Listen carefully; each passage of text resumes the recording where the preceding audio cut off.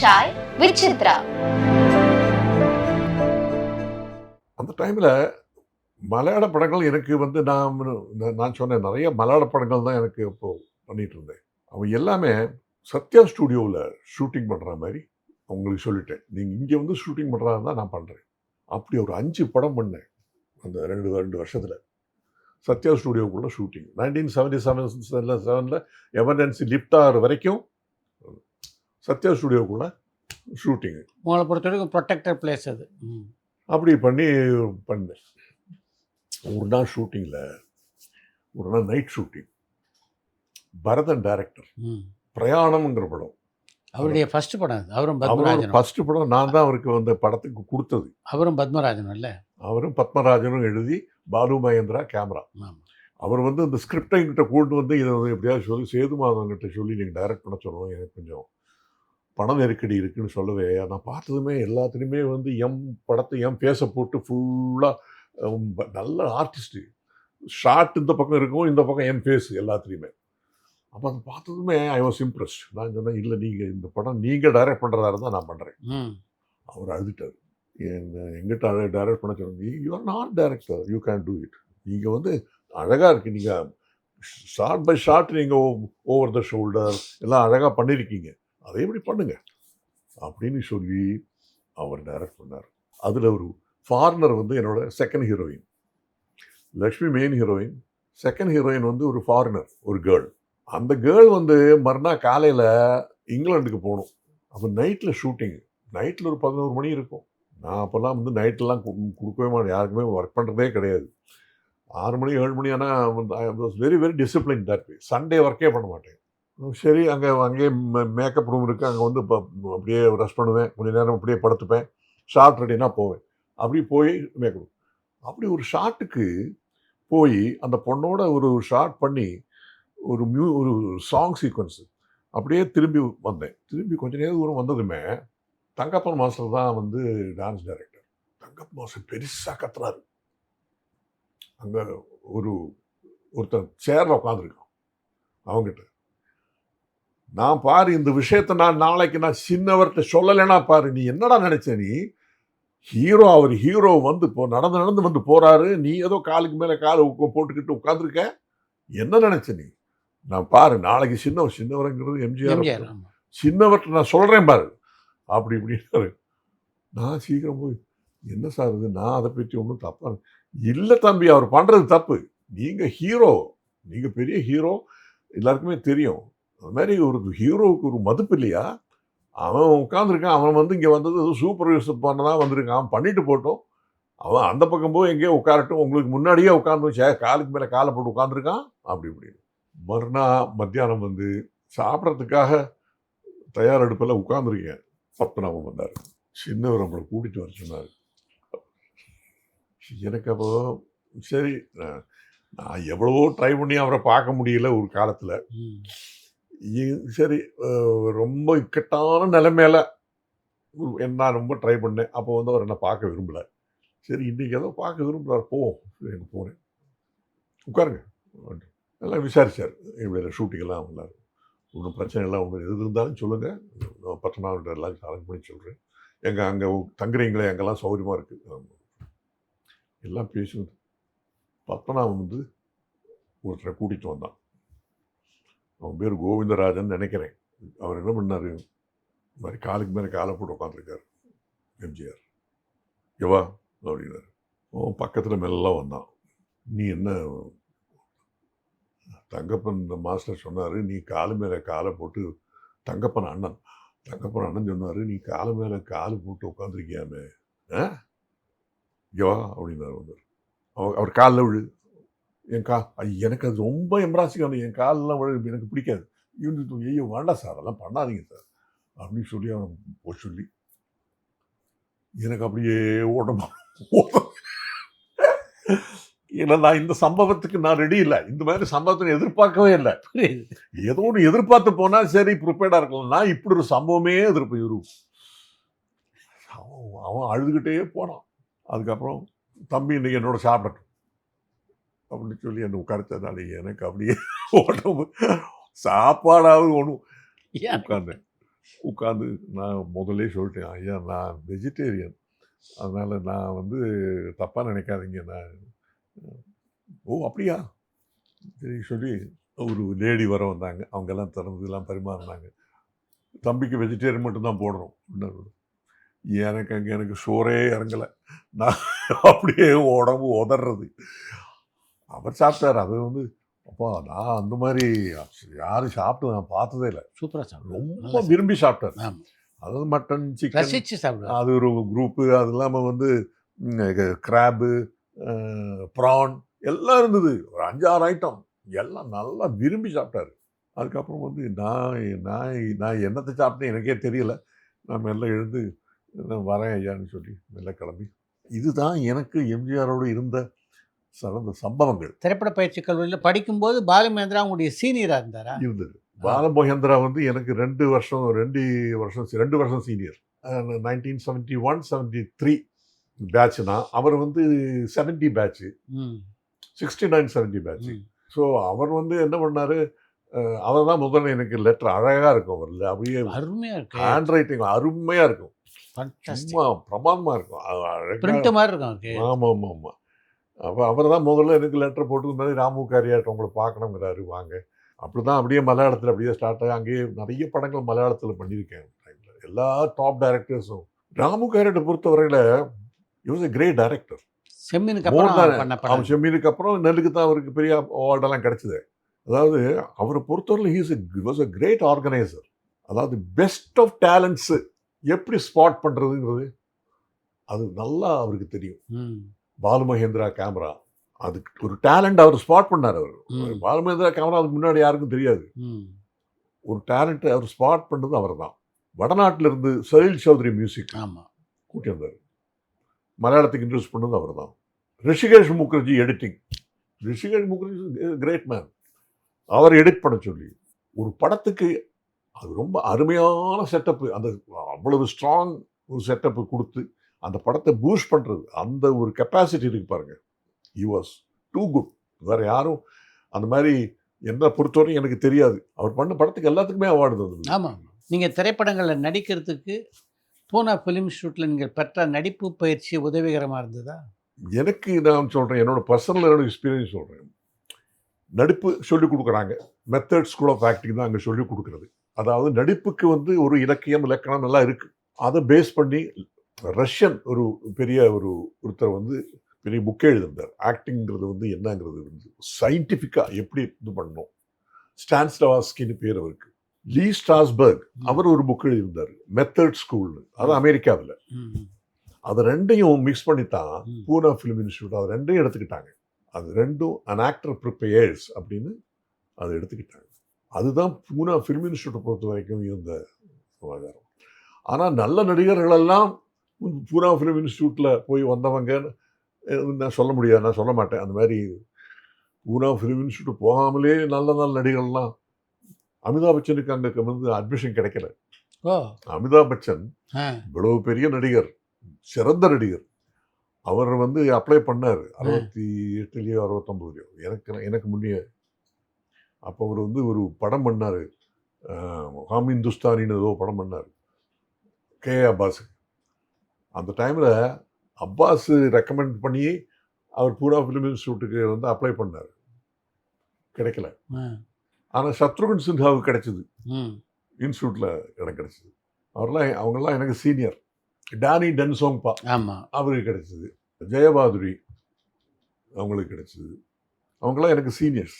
So நான் என்ன சொல்ல வரேன், பூனா ஃபிலிம் இன்ஸ்டியூட்டுக்கு போனால் தான் பெரிய நடிகனாகலாம்னு சொல்ல முடியாது. அமிதாப் பச்சனோட ஒரு பெரிய நடிகர் யாராவது, அதாவது எல்லா குணச்சித்திரத்துலேயும் எல்லா டைப்பும், ஐ மீன் காமெடி, ட்ராஜடி, இல்லை வந்து ஆக்ஷன் எல்லாம் பண்ணக்கூடியவர் அவருக்கு கிடைக்கல. ஸோ அது சொல்ல முடியாது. அதுபோல் நீங்கள் நான் சொன்னேன்னே, நான் இங்கே வந்ததுக்கப்புறம் என்னை வந்து வைஜி பார்த்தசாரதி அவர்கள், அவரை தான் வந்து நம்ம சவுத் இந்தியன் ஃபிலிம் சேம்பரில் நடத்திட்டு தான், அவர் தான் பிரின்சிபலாக இருந்தார். ஆமாம். அங்கே தானே ரஜினி சிரஞ்சீவி எல்லாம் படித்தாங்க. ஆமாம். அப்போ என்னை கூப்பிட்டு அங்கே வந்து விசிட்டிங் ப்ரொஃபஸர், வாரத்தில் 3 நாள் அங்கே வரணும். ஓ அந்த ரஜினி அந்த சிரஞ்சீவி கிளாஸில் ரஜினி சிரஞ்சீவி எல்லாம் இருந்தாங்க. அருமை. அதெல்லாம் நடந்துக்க ரஜினி பார்க்குறத கூட சொல்லுவார். அவன் எனக்கு நல்லா ஞாபகம் இருக்குது, நீங்கள் வந்து 1 மணி நேரம் 1 மணி நேரம் ஏதோ பேசிட்டு போவீங்க, எனக்கு ஒரு விஷயம் விளங்காது அப்படி அப்படிவாரு. ஆனால் அவர் எவ்வளோ பெரிய நடிகர் ஆகிட்டார். அதுக்கப்புறம் வந்து என்ன சொல்ல வரேன், பெரிய நடிகர்கள் எல்லாமே வந்து இன்ஸ்டியூட்டுக்கு போனவங்கிறதோ அல்ல இன்ஸ்டியூட்டில் படித்தவங்கள்ட்ட அப்படின்னு நான் சொல்லலை. பட் மோர் தேன் எனிதிங், ஒரு நாளைக்கு எங்களால் 3 படமாவது நாங்கள் பார்ப்போம். வேர்ல்ட் ஃபிலிம் இன்ஸ்டியூட்டோட சேர்ந்து இருக்கிற ஆர்கைவ்ஸ், ஃபிலிம் ஆர்கைவ்ஸ் இருந்தது. அதிலிருந்து 3 படங்கள் நாங்கள் பார்ப்போம் ஈவினிங் வரைக்கும். அது ஒரு பெரிய எக்ஸ்பீரியன்ஸ். அதாவது பெரிய பெரிய டைரக்டர்ஸ் விடலாம் படங்கள். Akira Kurosawa, Federico Fellini, Satyajit Ray of course was connected with the பூரா ஃபிலிம் இன்ஸ்டியூட்ஸ். அவரோட ரித்விக் கட்டக், இந்தியாவை பொறுத்த வரைக்கும் மணிக்கால் வந்து ஃபிலிம் இன்ஸ்டியூட்லேயே படித்தவர். அவரோட படங்கள். Bergman, Ingmar Bergman, one of the greatest directors, Ingmar Bergman. So அந்த படங்களெல்லாம் அந்த எக்ஸ்பீரியன்ஸ் இருக்கு பாருங்க, தட் வாஸ் ட்ரூலி அவுட்ஸ்டாண்டிங். இந்த சினிமாங்கிற இந்த இது இருக்கு பாருங்க, இந்த மீடியம், இதோட the best of technicians, best of directors பண்ணின படங்களை பார்க்கறது வந்து, அதை பற்றி சர்ச்சை பண்ணுறது, அதுக்கப்புறம் வந்து உட்கார்ந்து நாங்கள் பேசுறது, அது ஒரு ரியல் எக்ஸ்பீரியன்ஸ். உங்களை ஒரு நல்ல நடிகராக்கினதுல எந்தெந்த இயக்குனர்களுக்கு பங்கு இருக்கிறதா நீங்கள் நினைக்கிறீங்க? K.S. சேதுமாதவன் நான் முதல்ல சொல்லுவேன். அவரோட 7-8 படங்கள் பண்ணிருக்கேன். ஆமாம். அவரை பொறுத்த வரைக்கும் டைரக்டே பண்ண மாட்டார். அசிஸ்டண்ட்டை கூப்பிட்டு மோகனுக்கு இந்த மாதிரி அந்த சீனை படிக்க சொல்லுவார். படிச்சதுன்னா அவர் முதலே சொல்லிருந்தார், நீங்கள் இன்ஸ்டியூட்டில் போய் படித்து வந்தவங்க, அதனால யூ இம்ப்ரவைஸ். இந்த இம்ப்ரவைசேஷனுங்கிறதே அங்கே தான். This is the scene, this matter should come, you can speak your lines, no problem அப்படிம்பாரு. அந்த மாதிரி எனக்கு கம்ப்ளீட் ஃப்ரீடம் கொடுத்தவர் K.S. சேதுமாதவன். அந்த படங்கள் எல்லாம் வந்து அதிலெல்லாம் வந்து எனக்கு அவார்டு கிடைச்சிருக்கு. பெரும்பாலான படங்களில் சட்டக்காரி ஃபார் எக்ஸாம்பிள், அது வந்து ரொம்ப ஃபேமஸ் படம். அந்த டைமில் எவ்வளோ பெரிய ஹிட், அந்த காலத்தில் ஒரு பெரிய சென்சேஷனல் ஃபிலிம். அதில் இருந்த ஒவ்வொரு சீனுமே நான் முதல்லயே லக்ஷ்மிகிட்ட சொல்லி நம்ம இம்ப்ரவைஸ் பண்ணுவோம் அப்படின்னு சொல்லி, அவங்களும் சரின்னு சொல்லி, நாங்கள் எல்லாம் முதல்ல ஆக்ஷன் பிளான் பண்ணி எல்லாம் கிடையவே கிடையாது. ஒரு தடவை ரிஹர்சல் முடிஞ்சதுன்னா அதை ரிப்பீட் பண்ணுறது, அவ்வளவுதான். இம்ப்ரவைஸ் பண்ணி தான் அது ஃபுல்லாக அந்த படத்தை நாங்கள் பண்ணுவோம். நாங்கள் 2 பேரும் லைன்ஸை மட்டும் அப்படியே பேசிக்க வேண்டியது, மற்றபடி எல்லாம் இம்ப்ரவைசேஷன் தான். அதுபோல் அந்த அந்த அந்த குரூப்பில் அந்த டைமில் வந்து எல்லா படங்களும், ஜிவிகான் மறந்தோ S3 வித் ஷீலா, அதுவும் அவர் தான் பண்ணார். சட்டக்காரி லக்ஷ்மி சொன்னேன். அப்புறம் பரதன் கூட ஒரு படம் பண்ணேன், நான் சொன்னேன் பிரயாணம். சலனம்னு ஒரு படம் பண்ணேன். நான் அதில் வந்து ஒரு ப்ரீஸ்ட்டு, அதுக்கெல்லாம் எனக்கு அவார்டு கிடைச்ச படங்கள். பொன்குந்தம் பர்க்கின்னு அன்னைக்கு அவர் பெரிய கம்யூனிஸ்ட் லீடர், அதெல்லாம் எனக்கு அவார்டு கிடைச்ச படங்கள். அது பண்ணேன். அதுபோல் காந்த வலயம்னு இவரோட ஒரு படம் பண்ணேன், ஐவி சசியோட. மது அவர் டைரக்ட் பண்ணி ஒரு படம் பண்ணேன். சுவந்த சந்தைகள்னு ஒரு படம் பண்ணேன், 3 ஹீரோயின். அதில் த்ரில்லர், பாலுமகேந்திரா கதையும் சினிமாட்டோகிராஃபியும் சேதுமாதவன் டைரக்ஷன். ஸோ நிறைய படங்கள் அந்த டைமில் வந்த படங்கள் எல்லாமே வந்து சேதுமாதவன் எனக்கு உண்மையிலேயே ஒரு மென்டோர் பாங்களே, அந்த மென்டோராக அவர் அமைச்சார். ரீசெண்டாக அவர் இறந்து போகிறதுக்கு முன்னாடி கொஞ்ச நாள் முன்னாடி அவர் போய் பார்த்துட்டு வந்தேன். அது பார்த்து ஒரு மாதம் கழிஞ்சு அவர் இறந்துட்டார். நான் அவர் போய் அங்கே போய் பார்க்குறேன், என்னால் தாங்க முடியல. அப்படியே நானும் ப்ரோக் டவுன், அப்படியே அழுதுட்டேன். Is a great man. I mean, because அந்த ஒரு கிரேட், ஏன்னா அவர் நான் அவ்வளோ பெரிய டைரக்டர், எங்கிட்ட சொல்லியிருக்க வேண்டாம் நீங்கள் இப்படி பண்ணுங்க அப்படின்னு. அவர் சொன்னபடி தான் நான் பண்ணியிருக்கணும். ஆனால் கம்ப்ளீட்டாக எனக்கு ஃப்ரீடம் கொடுத்து நீங்கள் உங்கள் இதில் பண்ணுங்க அப்படின்னு சொன்னது பெரிய விஷயம். ட்ரூலி அவரை வந்து நான் என்னோட மென்டோர், என்னோட ஒரு மானசீக குருவாக நான் வந்து அவரை ஏற்றுக்கிறேன். சட்டக்காரி திரைப்படத்தை பொறுத்த வரைக்கும் அது ஒரு எராட்டிக் லவ் ஸ்டோரி. ஆமாம். அந்த படத்தில் நடிக்கும்போது உங்களுக்கு லக்ஷ்மி மேலே ஒரு ஈர்ப்பு இருந்ததா? இல்லை, கிடையாது. இல்லை. அந்த படம் நடிக்கும்போதெல்லாம் வந்து எங்களுக்கு ஒன்றும் இல்லை, நாங்கள் ட்ரூலி ப்ரொஃபஷனல் ஒன்று. அந்த மாதிரி அந்த டைம்லாம் கிடையாது. அது டெவலப் ஆனது அதுக்கப்புறம் தான். அதுக்கப்புறம் வந்து இந்த பிரயாணம் டைமில் சி இது வந்து சர்வசாதாரணமாக நடக்கிற விஷயம்தான் இது ஃபிலிம் இண்டஸ்ட்ரியை பொறுத்த வரைக்கும். ஆனால் நான் அதை யாருக்கும் ரெக்கமெண்ட் பண்ண மாட்டேன். ஏன்னா ஒரு நடிகன் நடிகையை வந்து கல்யாணம் பண்ணிக்கும் போது நிறைய அட்ஜஸ்ட்மெண்ட் தேவைப்படுது. அது அந்த அட்ஜஸ்ட் பண்ணி எங்களால் இருக்க முடியல 2 பேருக்கும். அதனால தான் நாங்கள் அப்படியே இது பண்ணிட்டோம். She went her way, I went my way. C so நான் யாருக்கும் வந்து ஒரு நடிகனுக்கோ ஒரு நடிகைக்கோ வந்து நான் இதை ரெக்கமெண்ட் பண்ணவே மாட்டேன். Unless you are able to understand and adjust with each other throughout, you should not attempt it. Very very difficult. So நாங்கள் we went our separate ways. சட்டைக்காரி திரைப்படத்தை நடித்து எவ்வளோ நாளைக்கு அப்புறம் உங்கள் மேலே ஒரு காதல் இருக்கிறதா லட்சுமி உங்கள்கிட்ட சொன்னாங்க? சட்டக்காரியெல்லாம் முடிஞ்சு 1974 சட்டக்காரி 75 76 அந்த டைமில் தான் வந்து எங்களுக்கு இது மாதிரி வந்து தொடர்பு வந்தது. But it is only natural that ஒரு ஃபிலிம் இண்டஸ்ட்ரியில் 2 பேர் வந்து ஒரு நடிகன் நடிகையும் விரும்புறது, அவங்க கல்யாணம் பண்ணிக்கிறது ரொம்ப நேச்சுரல். நிறைய பேர் நிறைய நடந்திருக்கு. But unless 2 of them understand each other and are able to adjust with each other, one should not attempt it.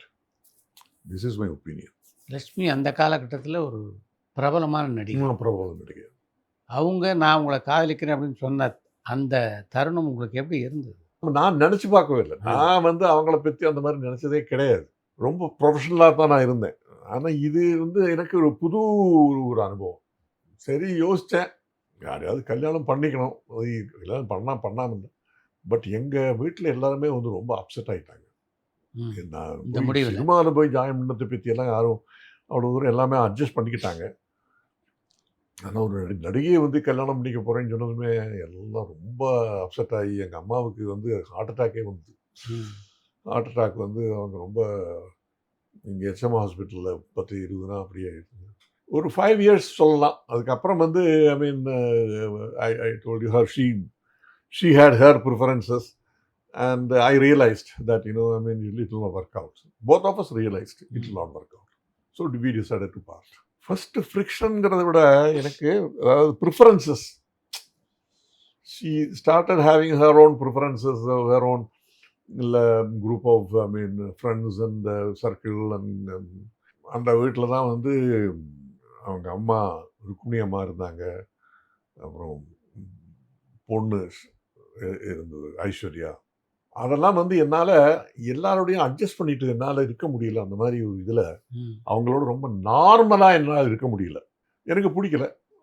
One day I decided, எனக்கு இங்கே கமாண்ட் அண்ட் சீஃப் ரோட்டில் ஒரு ஆஃபீஸ் இருந்தது. அப்போது நான் என்ன பண்ணேன், சினிமாவுக்கு ஒரு ஆஃபீஸ் எடுத்து வச்சுருந்தேன்.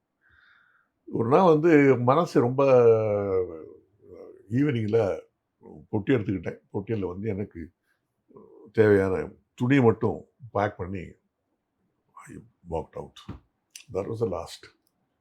I had a car then. I took the car, went to my office and I stayed there. காதலிச்சு கல்யாணம் பண்ணீங்க. அப்படி இருக்கும்போது ஒரு ஃப்ரிக்ஷன் வரும்போது பேசி சார்ட் அவுட் பண்ணோன்னு எந்த காலகட்டத்திலையும் உங்களுக்கு தோணலையா? பேசி சார்ட் அவுட் பண்ணுற மாதிரி ஒரு சூழ்நிலை வரல. அவங்களுக்கு ஒரு பயம் வந்துருச்சு. அதாவது இப்போ மலையாளத்தை பொறுத்த வரைக்கும் நீங்கள் வந்து மிகப்பெரிய நட்சத்திரங்களோடலாம் நடிச்சிருக்கீங்க. ஒரு பக்கம் பிரேம் நசீர் கூட ஒரு படத்தை நடிச்சிருக்கீங்க. ஆமாம். மலையாளம் இண்டஸ்ட்ரியை பொறுத்த வரைக்கும் அதாவது நாம் ஒரு ஸ்டார், அந்த இது ஃபீலிங் யாருக்குமே கிடையாது. எல்லாமே ஒன்றா உட்காந்து சாப்பிடுவோம். தமிழில் விஜயகாந்த் கூட ஒரு படம் நடிச்சிங்கல்ல? நடித்தேன். Very nice man, very very nice man. பெரிய ஸ்டார் அப்போவே. ஒரு ப்ரொடியூசர் அவங்களுடைய அனுபவம் எப்படி? நான் 20 படம் நான் ப்ரொடியூஸ் பண்ணியிருக்கேன், 4 லாங்குவேஜ்லேயும். ப்ரொடியூசருங்கிற முறையில் highs and lows are very very very common. சில படங்கள் அப்படியே வாரி கொடுக்கும், சில படங்கள் ஒன்றுமே இல்லாமல் போயிடும். நான் ஒரு தவம்னு ஒரு படம் எடுத்தேன், அது லக்ஷ்மிக்காகவே வாங்கினேன். அவங்க சொல்கிறாங்களேங்கிறதுக்காக சரி சொல்லி ஒரு படம் எடுத்தேன்.